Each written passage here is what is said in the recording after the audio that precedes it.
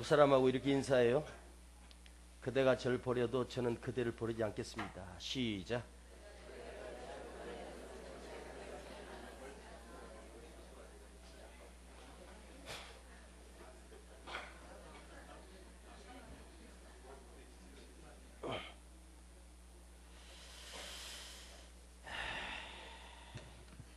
한 번 더 해요.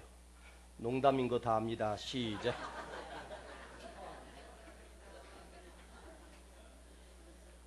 이렇게 해봐요. 그대가 절 버려도 주님은 저를 안 버리십니다. 시작.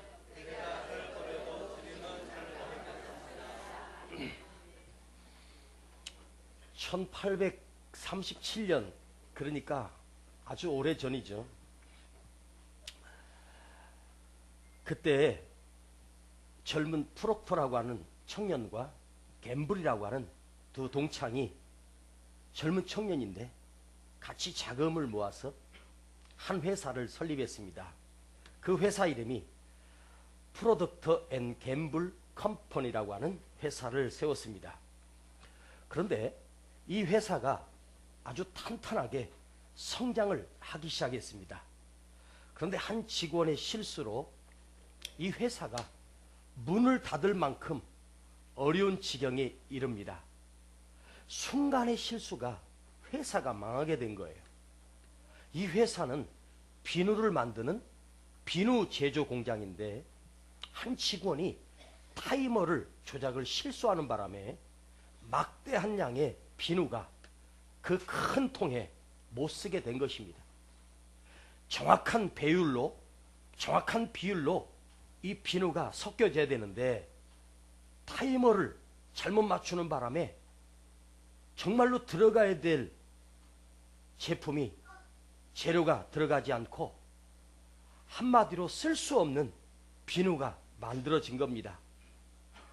회사가 휘청거립니다. 결국은 이 한 사람의 실수로 전 직원들이 실직자가 되게 생겼습니다. 그날 근무했던 직원은 책임을 지고 사표를 썼습니다. 그러나 사표를 썼다고 해결된 게 아니에요. 이제는 납품을 기일을 맞출 수가 없습니다. 수많은 직원들이 일자리를 잃게 됐습니다. 그러나 프록터 사장은 그 흥분된 위기를 흥분하지 않고 침착하게 그 공장에 내려가 아주 못쓰게 된 비누 덩어리를 혼자 분석을 했습니다. 문제가 뭐냐면 비누가 너무 가벼운 거예요. 그래서 물에 둥둥 뜨는 거예요. 지금까지 비누는 물에 가라앉게 되어 있습니다. 그런데 이 비누는 물에 둥둥 뜨는 거예요. 원래 만들려고 했던 비누가 아닌 아무 가치가 없는 가벼운 비누예요.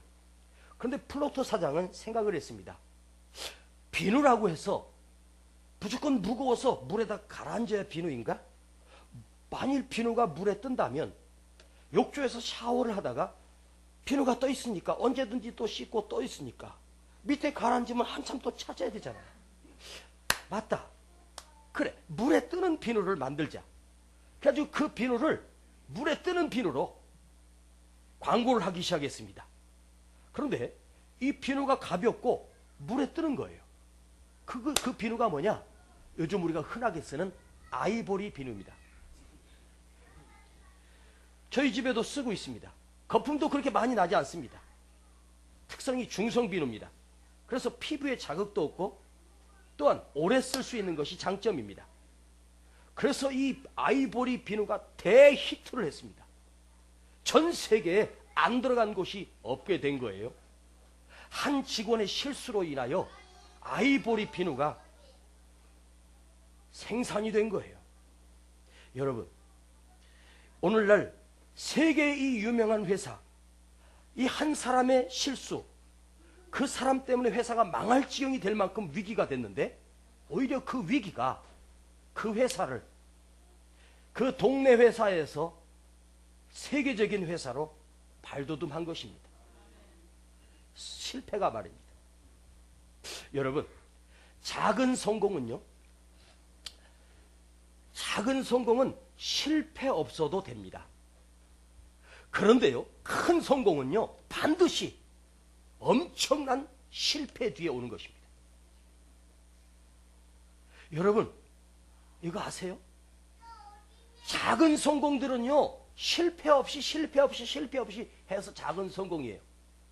그 시시한 성공은 아무 가치가 없어요.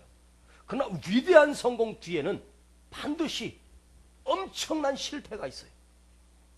그래서 우리는요, 착각을 해요.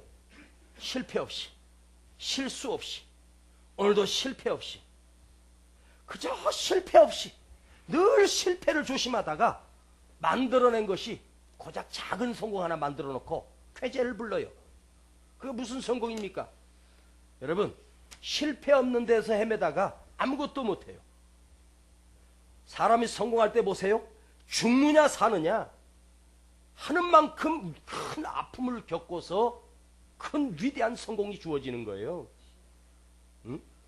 여러분, 큰 어려움을 겪고 나야 인생이요, 눈을 떠요. 그렇지 않아요? 응? 여러분, 요셉을 팔았던 그 형들 어떻게 됐습니까? 그들은 자기 동생 요셉을 팔아버리고 집으로 돌아왔습니다. 원래대로 아버지와 함께 목동하면서 살았습니다. 그런데 그 요셉을 팔아버렸던 그 형들은 어떻게 됐어요? 그저 평생 평범한 목동으로 끝났습니다. 그러나 형들에게 팔려 이집트의 노예가 되고 감옥까지 가고 처절하게 실패한 요셉은 어찌 됩니까? 그 실패가 대이집트의 총리 대신이 됐습니다. 근데 이쪽에서 아멘 안 하네. 아직 실패를 아직 안 한 나이인가 보다. 여러분, 큰 실패가 그 실패 수렁으로 내려갔기에 오늘의 성공이 주어진 거예요. 여러분, 인간이라고 하는 게요, 언제나 그 한계선에서 머물려고 하는 습관이 있어요. 요 안에서만 살고 싶은 거예요. 그 안에서 사니까 우물 안에 개구리죠. 한계 안에 갇혀서 그 한계에 매이고, 그러니까 한계에 갇혀 있다라고 하는 것은 뭐냐? 지식입니다. 그러나 이 한계를 열고 뛰어넘을 때 그게 믿음이에요. 믿음은요, 이 땅을 뛰어넘어요. 믿음은요, 이 지구 덩어리를 뛰어넘어 우주까지 올라가고 하늘까지 올라갑니다. 그리고 영원하신 하나님의 세계를 봅니다. 내 경험의 잣대로 모든 것을 추측하고 내 경험의 잣대로 모든 것을 재려고 합니다. 자, 저 북한에서요, 아주 가난한 어떤 사람이 하도 배고파가지고 강에 가서 낚시를 했는데 팔뚝만한 잉어를 잡았습니다. 그러니까 옆에 있던 아내가, 여보 놔줘요. 이걸 왜 놔줘? 우리 집에 그거 들어갈 만한 냄비가 없어요. 자르면 되지? 그런데 그거 올려서 킬 만한 기름이 없어요. 나무 불 떼면 되잖아. 지금 산에 나무가 어디 있어? 뗄감도 없잖아요. 그러니까 그 잉어를 놔주면서 김일성 만세 그랬대요. 누가? 잉어가.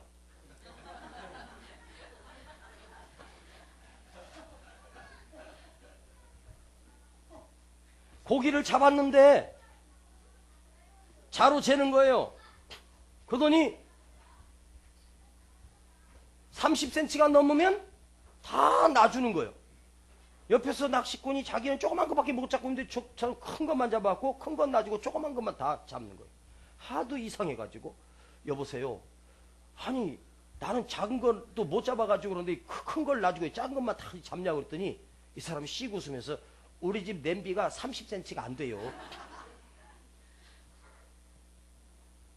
그러니까 자기가 가지고 있는 잣대로 모든 것을 다 잽니다. 그리고 맞다고 생각해요. 어디에 자가 있냐? 요 심보에 자가 있어요. 왜 납득이 안 되고 왜 그 사람을 이해를 못하고 용서를 못하냐면 그 매매 심보가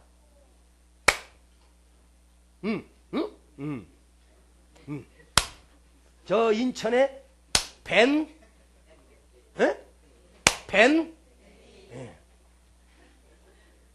아주 박자를 좀 맞춰요. 내가 하나 하면 이렇게 해야지. 벤 하면 나와야 되잖아. 벤? 그렇지. 옆 사람 한번 쳐다봐. 심보가 밴댕이처럼 안 생겼네. 등치는 적어? 에? 전도는 못해도 매주마다 몸은 부흥되어갖고 오잖아. 몸만 부흥되지 말고 심보도 부흥돼야지. 에? 늘 자기 잣대로 모든 것을 재요. 에? 그래서 그 한계를 못 벗어나. 그게 내 경험이에요. 응? 저는 아침마다 옷을 입을 때마다 항상 우리 아내에게 심사를 받아요. 그래서 합격이 아니면 다시 갈아입어야 돼. 오늘도 2번을 그 짓을 했습니다. 응? 멋져요? 사실은 내가 고른 거야, 이거. 아니, 금요일날 저 윤명아 집사가 날 보러 얼굴 다시 보더라고. 그래서 봐, 아니지 그러는 거예요. 나는 그게 뭔 말인지 이틀 동안 지금 궁금해. 궁금하면 500원? 내가 눈치로 때려잡았는데 금요일날 간증하신 장로님이 70이신데 머리가 허해가지고 연세 드신 분이 한 2시간 반을 간증을 하시고 내가 올라가니까 새파란 청년처럼 보이더래. 비교가 됐나 봐. 있을 때 잘해. 여러분, 요 놈의 지식, 내 경험, 요거 붙들고 살아? 이게 맞으면 옳고 틀리면 틀린 거예요? 내 계산에 맞으면 맞고 내 계산에 틀리면 아니에요? 아니에요. 여러분, 내가 믿는 하나님, 우리가 하나님을 믿는다고 합니다. 그런데요, 하나님을 믿는다는 게 무엇을 믿는 겁니까? 그냥 하나님 자체를 믿는 거예요? 분석해 봅시다. 그의 능력을 믿고, 그의 계심을 믿고, 그의 지식을 믿고, 그의 사랑을 믿고, 그의 계획을 믿는 거죠. 이거 믿지요?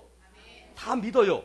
그런데 그 하나님을 그 믿는 믿음이 내가 접한 상황, 내가 만난 환경만 맞닥뜨리면 그 전능하신 하나님은 언제든지 사라집니다. 그리고 내가 그렇게 의지하는 내 경험이 올라와요. 내 지식이 올라와서 그 상황에서 무너지는 거예요. 응? 전능하신 하나님이 내 환경만 만나면 작동 정지되고, 응? 원자력 발전소가 요즘 와서 계속 정지된다는 식으로 우리 믿음도 자꾸만 중지되고 내 경험에 믿음이 올라와요. 응? 그래서 내가 원하는 대로 안 되면, 여러분, 세상 내가 원하는 대로 돼요? 기도한다고 다 됩니까? 소원대로 됩니까? 여러분, 내 소원대로 돼야 하나님이 살아계신 거예요? 내 생각대로 돼야 하나님의 은혜입니까? 안 돼 봐요. 하나님이 날 버리신다. 하나님이 어디 계시냐고 아주 그냥 쏟아냅니다. 그게 믿음이 아니에요. 이건 하나님을 믿는 것이 아니에요. 나를 믿는 거예요. 자기를 믿는 우상 숭배자예요. 자, 오늘 본문에 에베소서 3장 2절을 한번 봅니다. 너희를 위하여 내게 주신 하나님의 그 은혜의 경륜을 너희가 들었을 것이라. 너희를 위하여 내게 주신 하나님이 그 은혜의 경륜을, 그 하나님의 은혜의 계획을, 큰 하나님의 경륜, 경륜이라 하면 크고 놀라우신 계획을 말할 때 경륜이라고 해요. 하나님의 은혜의 경륜. 이걸 인간의 지혜로 가늠할 수 있겠습니까? 내 지식으로 이것을 이해할 수 있겠습니까? 지금 옥중에 있어 놀라우신 하나님의 베푸신 은혜를, 섭리를, 계획을 하나님께서 바울 안에 펼쳐가고 있음을 사도 바울은 옥중에 매여서 고백하는 거예요. 지금 옥중 서신을 쓰면서 옥중에서 지금 사도 바울이 편지하면서 내게 주신 하나님의 큰 은혜의 큰 경륜, 큰 계획, 이걸 말하고 있어요. 어디서? 감옥에서. 어디서? 인생의 밑바닥에서. 어디서? 큰 실패 속에서. 그러면서 바울은 고백마다 성령께서 계시로 말씀하시고 내게 알게 하셨고, 현실적인 내 상황을 뛰어넘어 그 높은 하나님의 계획을 보는 거예요. 오늘 사도 바울이 고백한 자기를 향하신 하나님의 큰 경륜, 큰 계획을 세 가지로 한번 풀려고 합니다. 그러니까 오늘 은혜 못 받고 가면 사람입니다. 자, 첫 번째 사도 바울이 고백하고 있는 것은 내가 이 세상에 태어난 것은 하나님의 놀라우신 경륜이다. 하나님의 놀라우신 계획이다. 갈라디아서 1장에 그가 이렇게 고백합니다. 내 어머니의 태로부터 택정하심을 입어 택함을 받아 이방인의 사도가 되게 하셨다. 내가 이 세상에 태어난 것이 하나님의 놀라우신 큰 계획 속에 내가 태어난 것이다. 그는 길리기아 다소에서 태어납니다. 언어적으로 문화적으로 이방에서 태어나요. 원피는 히브리인인데 헬라 문화에서 헬라어를 배우면서 이방 땅에서 쉽게 말하면 제1교포로 재미교포로 교포 2세로 사도 바울은 태어나요. 그래서 이방에서 태어났기에 하나님이 자기를 이방을 향한, 다른 나라를 향한, 이스라엘을 제외한 다른 나라를 향하여 하나님께서 나를 사도로, 이방의 사도로 세우셨다. 그가 만일 예루살렘에 태어났다면 사도 바울은 아무리 애를 써도 이방의 사도가 될 수가 없어요. 잘 봐요. 미국에서 태어난 우리 아이들 보세요. 얼마나 영어를 잘해요. 못 따라가요. 한국에서 영어 평생을 공부해도 거기서 태어난 애를 못 따라갑니다. 왜요? 거기서 태어났거든요. 응? 난 미국에서 태어났으면 영어 잘했을 거예요. 내가 왜 한국어를 잘하냐? 대한민국에서 태어나서 그래. 그래서 대한민국의 목사로 대한민국의 한국어를 써서 설교하는 설교의 대가로 하나님이 나를 만드신 것은 대한민국에서 충청북도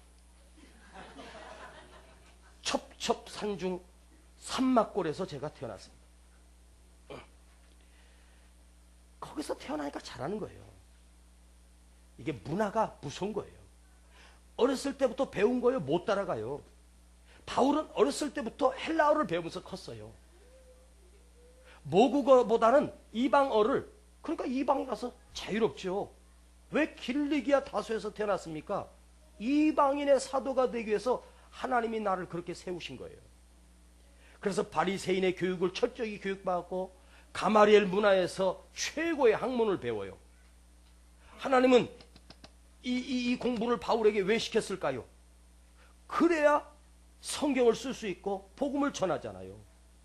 복음을 증명하려면 여러분 로마서나 예배소 같은 이 복음서, 신학적인 모든 기틀을 만든 로마서나 예배소서는요, 베드로가 100번 죽었다 깨어나도 못 써요. 바울이 아니고서는, 최고의 학문을 배우지 않고서는 이 깊이 있는 성경을 쓸 수가 없어요. 바울만 기록할 수 있습니다. 왜? 그런 헬라의 기초가 튼튼하거든요. 그 과정을 겪어서야 위대한 성경을 쓸 수 있고, 신약 성경에 27권 가운데 사도 바울이 홀로 쓴 게 13권입니다. 감옥에 갔으니까 옥중서신이 4권이나 나와요. 이 탁월함은 길리기아 다소에서 태어나야 헬라어에 능통할 수 있고 그 문화에 능통할 수 있는 거예요. 그래서 자기가 태어날 때부터 하나님이 나를 택정하셨다. 하나님의 크신 경륜이었다. 두 번째, 그는 감옥에 갇혔습니다. 심심하면 들어가요. 뻑하면 들어가요. 매도 맞고 수없이 죽을 고비를 넘겨요. 지금도 감옥에서 이 편지 쓰고 있어요. 이제 감옥이 사도 바울에겐 일상생활이 되는 거예요. 예? 결국 감옥에서 죽어요. 그런데 감옥살이가 아니고서는 옥중서신을 쓸 수가 없고요. 오늘 이 로마 감옥에서 무려 2년 반 동안 선교하기까지 자기를 지키는 시위대들이 계속해서 교대로 와요. 당시에 로마 황제를 지키는 시위대가 무려 15,000에서 2만 명입니다. 그들은 전쟁에 나가는 군인이 아니에요. 전쟁이 나면 왕 주위에서 왕만 지키는 사람들이에요. 왕을 위해서 14년 동안 목숨을 걸고 지키다가 은퇴하면 로마 시민권을 줘요. 그래서 젊은 청년들은 꿈은 시위대 안에 들어가는 거예요. 그 시위대들이 사도 바울을 감옥에서 교대를 지키면서 바울을 통해서 복음을 들어요. 아주 이슬비에 옷 젖듯이 4시간, 5시간 바울을 지키다 보면 바울이 계속 떠드는 거예요. 계속 복음을 줘. 처음에 시끄럽다고 했겠죠? 근데 가만히 들어보니까 일리가 있거든요. 마음이 열려요. 그리고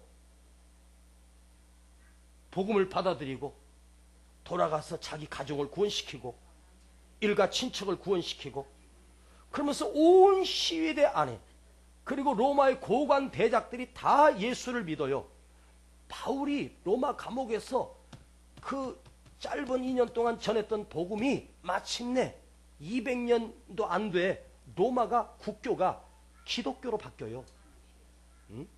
여러분 지금 로마가 그 복음의 국가가 되면서 로마가 그 복음을 들고 전 세계로 선교사들이 나가요.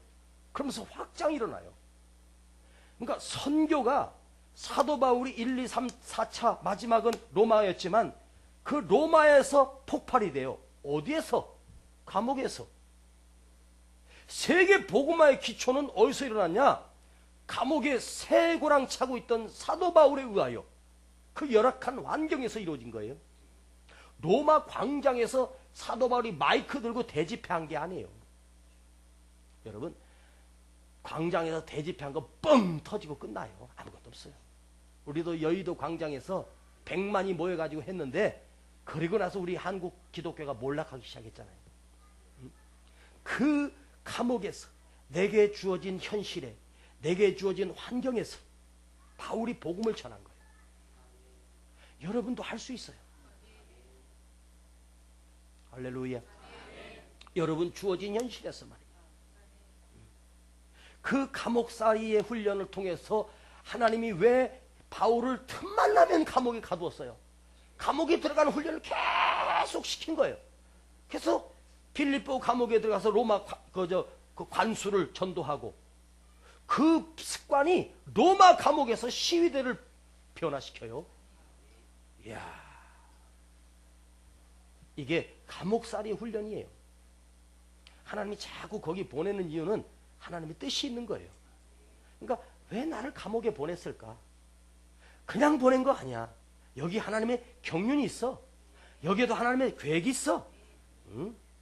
여러분 오늘 나 하나의 고생이 나 하나의 죽음이 수많은 사람을 살려내. 응? 나는 지금 억울한 것처럼 보이지만 고생하는 것처럼 보이지만 뒤에서는 내 뒤에서 하나님은 신비한 계획을 놀라운 계획을 나를 들어서 쓰시고 있는 거예요. 사도 바울의 전도여행이 1차, 2차, 3차, 4차 이 전도여행 그럼 어디를 가든지 그가 밟은 땅은 흔들렸습니다.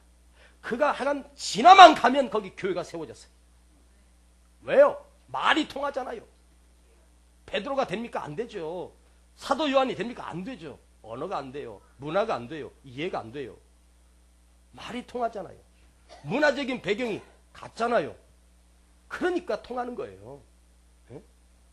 여러분 우리나라에 들어온 이 동남아 젊은 사람들 많잖아요. 그 사람들 변화시켜서 그쪽에 보내면 그 사람들 위대한 선교사가 되는 거예요. 내가 아프리카 가서 됩니까? 힘들어요. 언제 그 언어를 다 배우고 언제 그 문화를 다 배워. 여기서 익숙해졌는데 힘들어요. 그러니까 나이 40 이상 되신 분은 차가하지 마. 선교사 갈 생각하지 마라. 여기 저 주위에 보면 근로자들 있거든. 하나 꼬셔가지고 계속 전도해가지고 그래서 당신 말이야 한국에서 얼마 벌어? 한 달에 80만 원 공장에서 버는데 내가 80만 원 내가 본국으로 가서 전도해라 그러면 얼씨구나 좋지. 예? 그 사람들 변화시켜. 저는 왜 한국에 하나님께서 이렇게 그런 동남아 노동자들을 그 사람들을 한국에 보내셨을까? 이런 나라 없어요. 진짜 없다니까요. 갑자기 이 시대에 지금 우리나라 지금 얼마나 많아요. 중국은 기본이고 뭐 필리핀, 태국, 방콕, 아니 방콕은 아니구나. 거시기 다 들어왔어요. 뭐 스리랑카니 아리랑카니 뭐 무지하게 많이 들어왔어요. 그거 왜 한국에 하나님 보내셨을까? 그 사람들 와서 한국에 돈 벌어가라고 하나님 보낸 게 아니라고 생각해요. 뭔가 하나님의 섭리가 있어. 그래서 교회들마다 외국인 교회를 만들어요. 우리 교회도 만들어야 돼. 중국어 예배도 드리고 스리랑카 예배도 드리고 그거 다 이유가 있는 거예요. 그래서 하나님께서 앞으로 우리도 그런 거 만들고 그 사람들을 복음화 시켜서 그 사람들 철저하게 신앙 훈련 시켜가지고 본국으로 보내봐요. 뒤집어지는 거예요. 우리도 그랬었어요. 대한민국도 그런 분들이 들어와가지고. 자, 세 번째 사도 바울은 로마서를 쓰면서 자기 동족을 향해서 울어요. 하나님, 내 민족이 예수를 믿고 구원받을 수 있다면 저를 지옥에 보내주세요. 제가 대신 지옥에 가더라도 우리 민족은 구원시켜 주세요. 이렇게 통곡합니다. 그 얼마나 자기 동족을 사랑했어요. 그런데 바울이 전도여행 가는 곳마다 자기 동족들에 의하여 핍박을 당합니다. 유대인들이 어디든지 진치고 있다가 바울만 오면 죽이려고 합니다. 광주리 타고 피하고 이렇게 피하고 쫓겨나고 돌에 맞아서 죽었다고 버렸는데 깨어나서 다시 살고. 이게 바울이에요. 자기가 유대인이지만 유대인들에게 핍박을 당해서 쫓겨나요. 그냥 도망친 거예요. 살려고. 그게 이방 땅이었어요. 그래서 이방 땅으로 가서 복음을 전한 거예요. 이게 하나님의 섭리예요.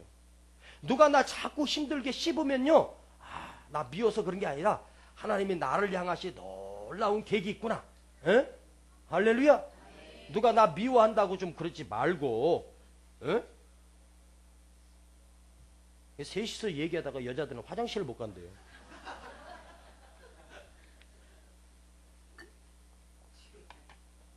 그것도 화장실 갔다가 딱 오면 꼭 둘이 얘기하다가 꼭 멈추는 거 있지. 알아듣시나? 만일 복음이 유대 땅에만 여러분 갇혀 있었다면 절대 복음은요 세계로 뻗어나갈 수가 없어요. 이 핍박이, 이 박해가 놀라운 복음의 성장입니다. 자, 여러분 유럽 교회를 한번 봐봐요. 유럽의 독일, 뭐 스웨덴, 뭐 제네바 잘 봐봐요. 그 복음이 그 나라 안에 들어갔을 때요, 각각 그 나라들은요 국교를 기독교로 세워요. 에?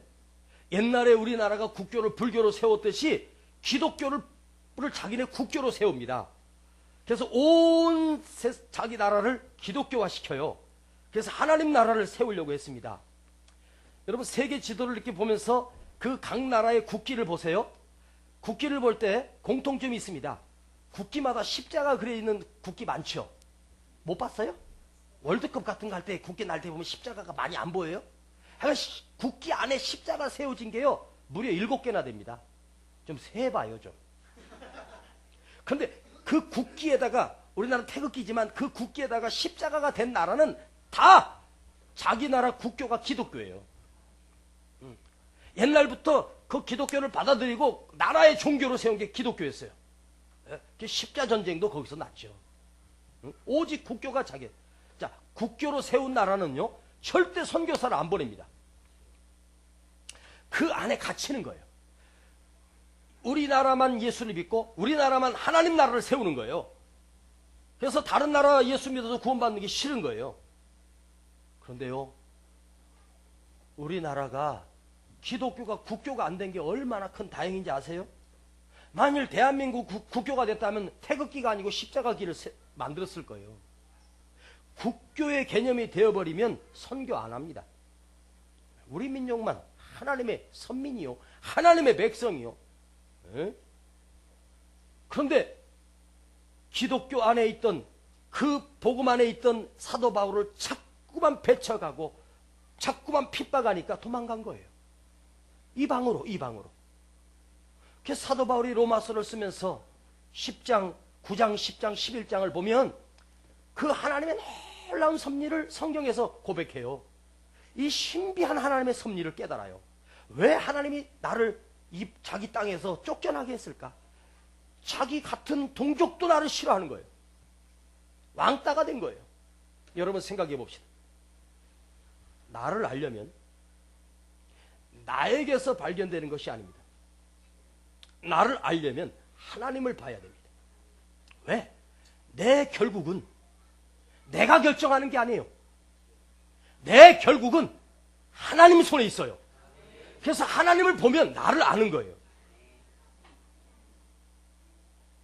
여러분 지금 처하고 있는 여러분의 지금 현 주소, 내 현실을 알고 싶지요? 여러분 안에서 못 찾아요. 그게 끝이 아니기 때문에 하나님의 경륜을 보세요. 하나님의 계획을 보세요. 좀 더 크게 보세요. 좀 더 멀리 좀 보세요. 영원하신 하나님을 보세요. 그러면 지금 내 현실은 아무것도 아니에요. 정말 아무것도 아니에요. 이런 놀라운 섭리가 사도 바울에게 있어서 사도 바울이 이 이방인의 사도가 돼요. 로마를 뒤집어 버리는 놀라운 역사가 있었어요. 이 신비함이 있어요. 마치려고 합니다. 일본의 마츠시다 전기 사장님이 계시는데 그 마츠시다 전기를 창업하신 고노스케라고 하는 회장님이 있습니다. 그는 일본의 유명한 크리스찬입니다. 그런데 그가 어느 날 강연에서 자기가 오늘날 있게 한 것은 자기 삶의 세 가지였다는 거예요. 그것을 설명합니다.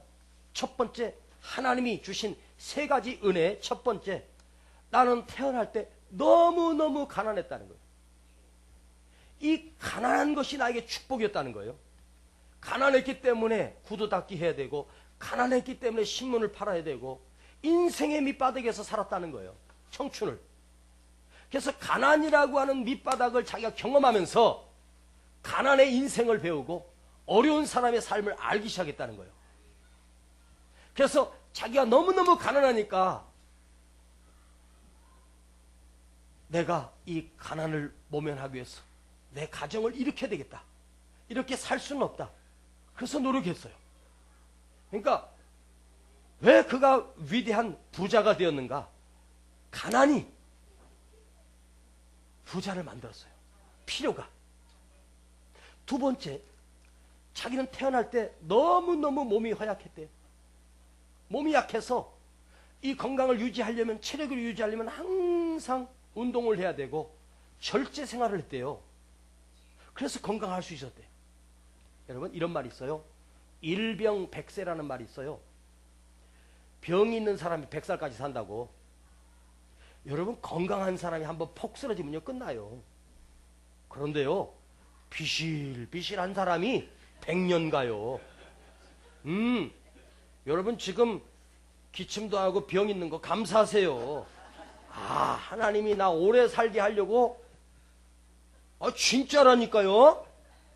건강한 사람은요 병에 별로 생각 안 해요. 다 팍 쓰러지면 그냥 가는 거예요. 근데 비실비실한 사람 늘 신경 써요. 음식도 신경 쓰고 절제도 하고. 진짜 그래요. 병원도 가서 정기검진도 받고. 예. 그리고 늘 병 들어가 있으니까 병원 다녀야 되지요. 가서 피도 갈아야 되지요. 누워 있어야 되죠. 방탕할 시간 있어요? 예? 애인 만날 시간이 없잖아. 사치할 시간이 어디 있겠어요? 예? 사치병은요 평생 못 고쳐요. 할머니 돼도 사치는 계속 하더라고. 근데 병 들면 알아서 고쳐져. 누워가지고 링겔 꽂고 있는데 뭘 찍어 발러. 죽었다 살았다 죽었다 살았다 해야 매달리고 기도하고, 목사님 기도해 주세요. 그리고 엎드리고 겸손해지고. 병들어야 은혜야. 아픈 사람 감사하세요. 아픈 사람 특별 감사한금에. 자기가 몸이 약한 게 늘 콜록콜록거리는 게 그것 때문에 절제하고 그 많은 돈으로 사치할 시간이 없는 거예요. 예?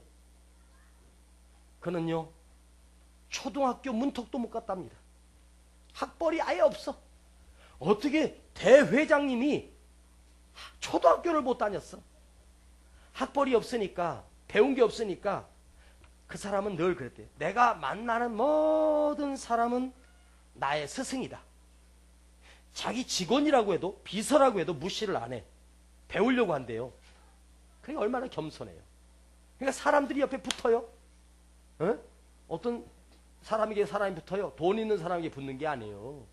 돈 떨어지면 그냥 싹 사라집니다. 사람이 붙는 사람은요, 늘 배우려고 하는 사람. 여러분, 친구도 자기 할 말만 다 하고 가면 그 사람 싫죠. 내 얘기 다 들어주는 사람이 좋죠. 그럼 늘 배우는 거예요. 그래서 모든 사람을 다 자기 스승으로 생각한대.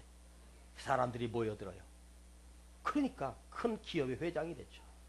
언제든지 배우려고 하는 자세. 그것이 나의 재산이라는 거예요. 여러분, 우리가 무엇을 안다? 저는요, 전기공학을 전공했습니다. 전기공학에는 박사입니다.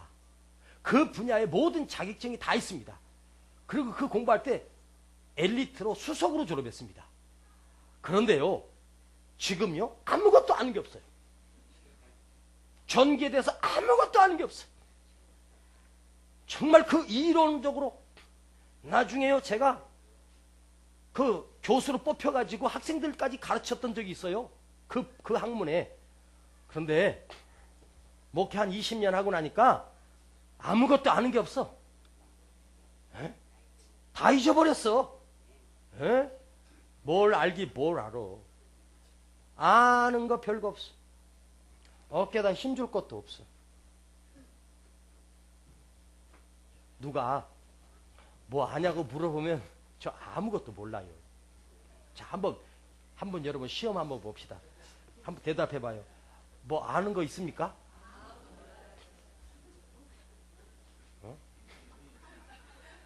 오늘 멍충이들만 왔네? 응? 꽃순 씨 지난주 어디 갔었어? 어? 아파서 누운 거야? 그 가끔씩 팽 돌아갖고 뭔지 난다며. 에? 에? 이번에는 팽 돌아서 누워있는 게 아니라 소풍 갔다 왔구나.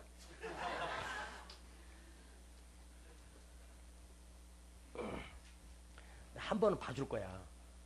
오늘 나왔으니까 얼마나 이쁜지 몰라. 오자마자 있으니까. 자, 여러분 중요한 얘기 하겠습니다. 그때 성공이 있었기 때문에 오늘 내가 있는 게 아니에요. 그때 그 실패가 있었고 아픔이 있었고 서러움이 있었기 때문에 제 인생도 파란만장해요. 저도 평범하게 행복하게 자라지 않았어요. 저는 부모로부터도 버림받았어요. 왜 나만 이런 밑바닥에서. 학교를 가면 전교생이 수천 명인데 다들 엄마 아빠가 기다려. 나는 한 번도 엄마가 우산 가지고 나온 적도 없고 엄마가 기다린 적이 없어요. 왜? 아버지가 병들어 나를 키울 수가 없어요. 그래서 공기 좋은 곳은 휴양가 계시느라고 나는 다른 집에 맡겨져서 고아 아닌 고아처럼 비참하게 자랐어요.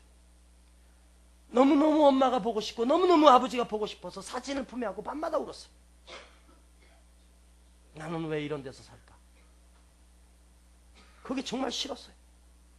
그런데 그때 그 실패가 있었기에, 아픔이 있었기에, 서러움이 있었기에 오늘 내가 있는 거예요. 그때 성공이 나를 만드는 게 아니에요. 그때 아픔들이, 그때 서러움들이 오늘의 나를 만들어내요. 여러분, 그날의 성공이 오히려 오늘의 실패자가 된 사람 많아요. 가끔 뭐 TV에 와가지고 실패 경험담을 얘기하는 걸 보면 옛날 얘기하는데 화려했어요. 집안에 뭐 수영장도 있었고 자가용 비행기도 있었대. 근데 다 사기당하고 와가지고 얘기를 하는데 보니까 참 한심하더라고. 그걸 뭘 자랑이라고 하냐. 과거의 성공? 그거 꿈도 복도 아니에요. 그때의 실패들이, 그때의 서름들이 오늘 나를 단단하게 만들고 겸손하게 만들고, 응? 정말이에요. 응? 큰 고통이 나를 만들어요.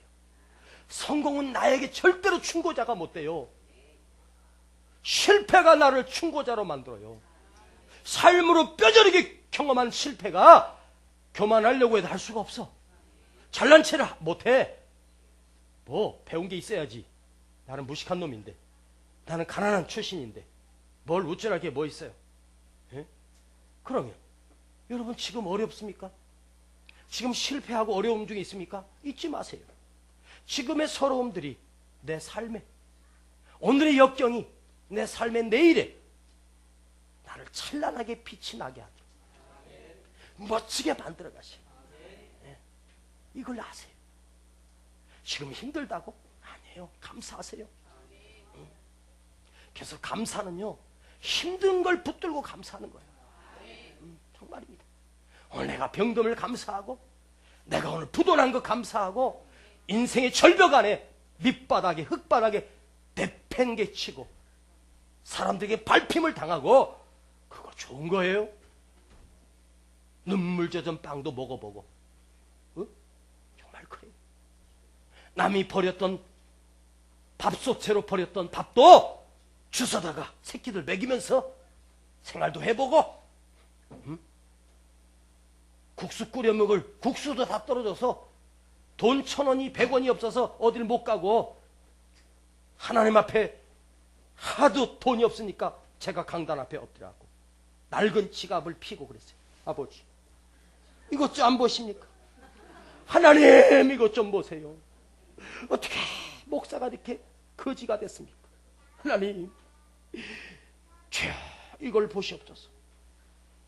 그러고 기도했더니 지금은 하나님이 세종대왕이 아니라 백지들이 와서 다이빙을 해. 그냥 이러고 있으면 지들이 알아서 들어와.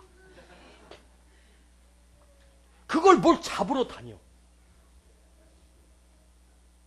응. 죄송한 얘기지만 하나님이 저를 목사로 만들어서 가난한 목사가 아니라 가서 설교할 때마다 하나님이 빈손으로 안 오고 꼭 내가 좋아하는 하얀 봉투를 주더라고. 거기 얼마 들었는지 궁금하지? 예. 그거 받는다고 해서 내가 쓰는 건 하나도 없어요. 예? 진짜예요. 그때 아픔들, 예? 여러분 감사하세요. 할렐루야. 우리 교회도 여기서 예배 드린 것이 아름다운 추억이 될 거예요. 조금 있다가 싹 와가지고 내가 다른 강단에 싹 와서 탁 서가지고 설교할 때 그 설교할지도 몰라. 아, 우리 그때 기억자 교회 기억나냐고. 성가대 이쪽에 앉았었고, 어? 여기 시험 든 사람 앉았었고, 이쪽에 할머니들 앉았었고 기억나냐고. 그 얘기 내일 있다가 해. 금방 가. 금방 가. 오늘의 아픔이 하나님이 나를 만들어가는 크신 하나님의 은혜의 경륜. 기도합시다. 하나님 아버지 감사합니다. 오늘도 또 깨닫게 하시고, 오늘도 또 은혜 주시고, 또 우리에게 절망과 지침 삶에 찾아오셨어. 말씀하시는 하나님을, 섭리하시는 하나님을 경험하게 하시니 감사합니다. 주님, 오늘의 아픔을 노래하며 간증할 날이 주님의 놀라운 섭리 속에 내 삶에 펼쳐질 것을 압니다. 믿음으로 바라봅니다. 그래서 낙심하지 않습니다. 그래서 절망하지 않습니다. 오히려 감사합니다. 감옥이 있었기에, 로마가 기독교가 되었고 로마가 세계 선교의 기초지가 됐습니다. 하나님의 놀라운 섭리, 그 경륜을 내가 어찌 알겠습니까? 주님, 내 안에 갇혀서 좌절하고 낙심하지 않게 하시고 오늘 이 실패를 내일의 하나님의 놀라운 섭리를 향하여 주신 계획임을 알게 해주셔서 감사합니다. 깨닫게 해주셔서 감사합니다. 예수님의 이름으로 기도하옵나이다. 아멘. 언제나 강물 같은 주의 은혜로 내 영혼 새롭게 빛는 창조의 하나님이 나의 아버지, 지치고 상한 맘 싸매주시고 품 안에 안아주시는 위로의 하나님이 나의 아버지, 독생자 예수님을 이 땅에 보내 내 죄를 대속해 하시 구원의 하나님이 나의 아버지. 절망의 순간마다 찾아오셔서 능력의 손으로 일하신 기적의 하나님이 누구? 나의 아버지. 신실하신 하나님이 나의 아버지. 아멘. 실수하지 않으시는 하나님이 나의 아버지. 복 주시고 지키시며 은혜와 평강을 베푸시는 축복의 하나님이 누구? 나의 아버지. 신실하신 하나님이 나의 아버지. 아멘. 실수하지 않으시는 하나님이 나의 아버지. 복 주시고 지키시며 은혜와 평강을 베푸시는 축복의 하나님이 나의 아버지.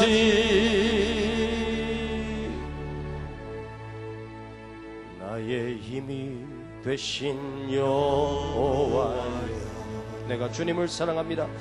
내가 주님을 사랑합니다.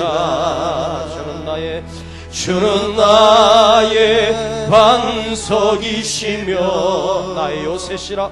나의 요새시라. 주는 나를 건지시는 나의 주, 나의 주, 나의 하나님, 나의 하나님, 나의 피할 바위시요, 나의 피할 바위시요, 나의 방패시라. 나의 방패시라. 오른손 높이 들고 나의 하나님, 두 손 높이 들고 나의 하나님, 구원의 뿌리시요, 구원의 뿌리시요, 나의 산성이. 큰 소리로 나의 하나님, 나의 하나님,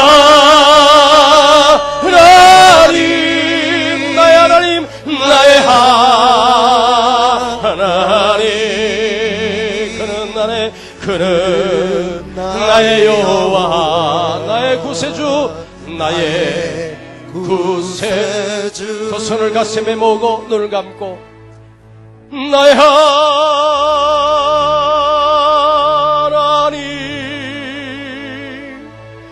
나의 하나님. 생명의 면류관으로, 생명의 면류관으로 내게 씌우소서.